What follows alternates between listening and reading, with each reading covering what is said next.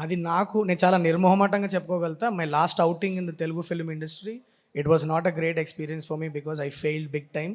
And చాలా ఇష్టమైన వెంకీ సార్‌కి నేను డెలివర్ చేయలేకపోయాను అన్న ఒక బాధతో చాలా డౌన్‌లో ఉన్నప్పుడు I don't know what to do. Effort పెట్టాము, 100% ఎఫర్ట్ పెట్టాము. It didn't work out. What to do అన్న ఒక కన్‌ఫ్యూజన్. మనమందరం directors, we are all very vulnerable creatures, right? ఒక 1 ఇయర్ 2 ఇయర్స్ ఒక క్రాఫ్ట్ మీద కష్టపడి జనాలకి చూపించినప్పుడు అది నచ్చనప్పుడు something went wrong, we don't know what it is. కన్ఫ్యూజన్లో ఉంటాం. ఆ టైంలో ఎవరు ఫోన్ చేసినా సరిగా మాట్లాడరు. Everybody is feeling a little awkward about it, right? అప్పుడు నాకు ఫోన్ చేశాడు ఆ మనిషి. Only one phone call. He said, Shailesh ఏం చేస్తున్నావు? ఏం లేదు బ్రో, ఏం చేయాలో తెలియట్లేదు, దా అన్నాడు. బయలుదేరి వెళ్ళా.